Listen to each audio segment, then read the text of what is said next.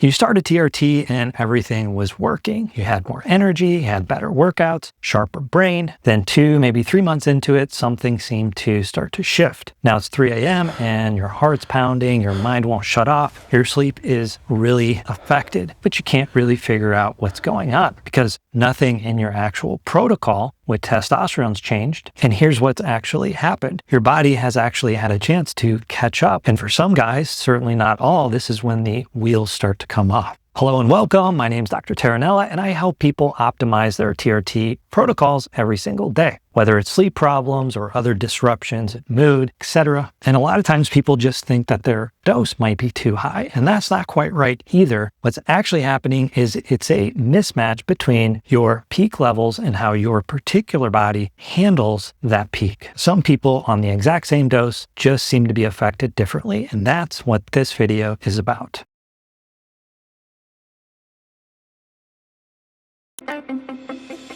Here's how I like to explain it to patients. You can think of the stimulating side of your nervous system like a cup. Everything that stimulates your body pours into that cup. So stress, caffeine, bad sleep, intense training, intense exercise. Testosterone and DHT are also similarly adrenergic substances. So they're stimulating and they pour into that same cup. Some guys have a much bigger cup than others. It takes a lot more of these stimulating substances to overflow. Others have a much smaller cup and very little is going to cause them to get stimulated.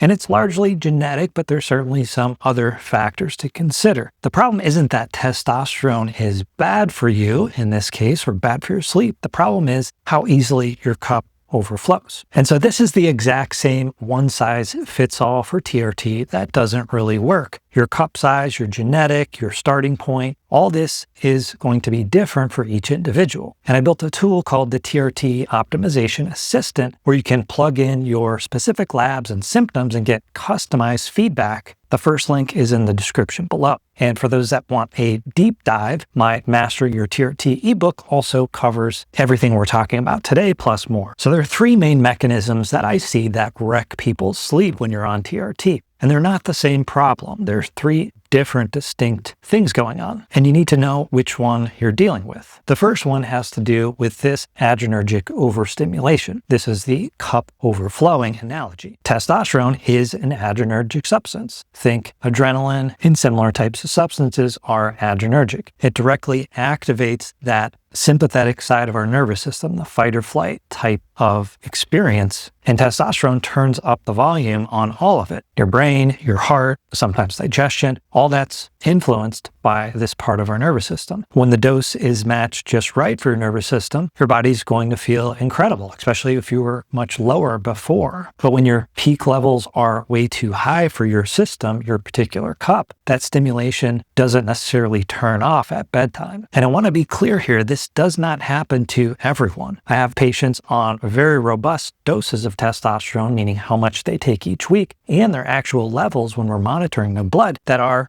sleeping just fine. They sleep perfectly good. They sleep better than before. The difference comes down to a few things, as I alluded to. Genetics is one, and there's a specific enzyme called COMT, catechol-O-methyltransferase, and it breaks down these same adrenergic substances. They're called catecholamines. That's the C part in the COMT. Adrenaline, norepinephrine, dopamine. If you have a slower COMT variant, those stimulating substances are going to hang around your body much longer. Your cup, in this case, is much smaller. You feel the adrenergic push, that stimulation push from testosterone, a little bit more than the next guy that might have more efficient use of their COMT enzyme. The other thing is what's already in your cup before you started testosterone. These are the chronic stressors, or how much caffeine you take, or what's going on at work, what's going on in your home life. Do you have poor sleep from the start that are independent from these genetic factors? The third thing too is underlying conditions like anxiety or post-traumatic stress, cortisol imbalance or dysregulation. All these these things feed into how much room you have when you go on testosterone. And here's why this is oftentimes really confusing, is because it doesn't show up sometimes for weeks or even months. You feel great in week 8, 10, or even 12. Then sometimes the sleep problems start to hit. Sometimes it hits earlier, but why is this happening? When you start TRT, your tissues are basically depleted. You can think of a sponge that is bone dry. That's how your tissues are in terms of testosterone. The tank is basically empty. Your muscles, your brain, your organs, they soak up that testosterone because they've been starved of it for so long. And that's a good thing. During this phase, your peak blood levels probably stay reasonable. But once those tissues get more saturated, once that gas tank is filled up, the same dose is then going to push your peak much higher. And it's also going to not dive into the tissues to the same degree. The dose didn't change, but your body's capacity to absorb that has changed. And that's when the cup starts to overflow and activate these other tissues like your brain, your heart, and other parts. What this typically feels like, you lay down and you're pretty much exhausted all day, but your mind is racing. You can't fall asleep. Your resting heart rate is elevated. You have palpitations. You fall asleep okay, but bam, by 2 o'clock, maybe 3 o'clock, or maybe you just wake up 30 minutes early every day. You're wired, but then throughout the day, you're also tired. And your trough levels of your testosterone may look completely normal, meaning that they're not necessarily super high. And that's because the overstimulation is happening at peak typically, not the trough. The other thing that's important to note is that what's normal for one person may not be normal for you. The fix isn't really a sleeping pill or sleeping supplement. It's a strategic dose adjustment, maybe 10, maybe 20%, or even splitting the dose to lower that peak, 75 milligrams twice a week instead of 150 once a week. So same dose, it's just in smaller increments so the cup doesn't overflow as much. What if you say, well, I'm not really wired throughout the day, never have been, and my heart's not really racing, but I do have night sweats and I'm waking up drenched. That points to a completely different mechanism that has to do with estrogen disruption. Our bodies convert testosterone into estradiol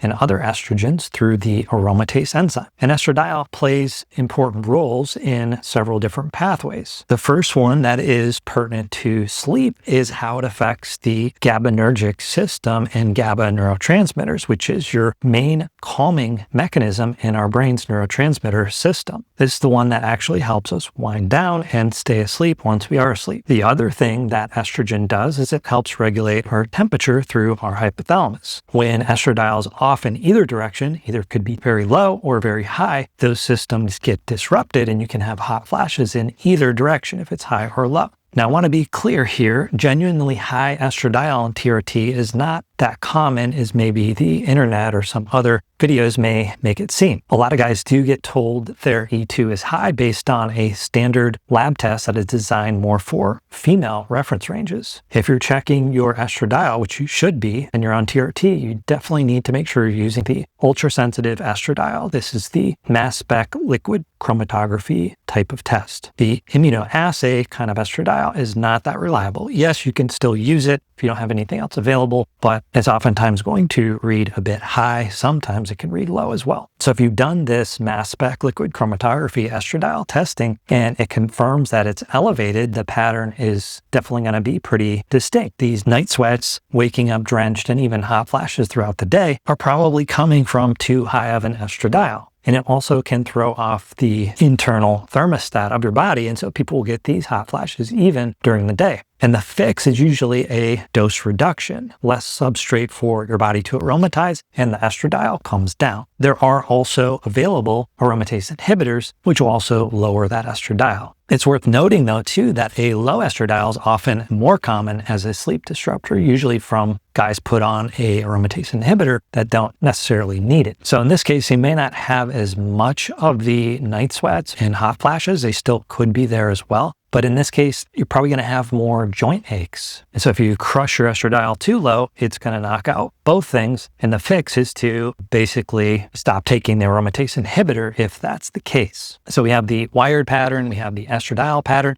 and there's a third pattern that's most physically serious, but is usually temporary for most people on TRT. TRT can worsen or unmask obstructive sleep apnea or sleep apnea for any real reason, especially if you already have a lot of the risk factors like elevated body weight, snoring history, diabetes, maybe thicker neck. The mechanism is still being worked out, but it's thought to involve testosterone's effect on the upper airways and neuromuscular control of those upper airways. And what's happening with sleep apnea is your airways become more prone to collapsing during the night, and your oxygen drops, your brain panics, and it wakes you up. If this happens a couple times a night, maybe no big deal, but when it's happening 30 or 40 times a night, which is common when you have sleep apnea, you're not really getting into those restorative deep sleep that you need to actually recover. Now, here's what I came across in the literature is a 2020 review study looked at this specifically and found that a randomized controlled trial showed that sleep apnea measures were elevated at 7 weeks on TRT, but didn't significantly differ in the control arm at 18 weeks. So this study is suggesting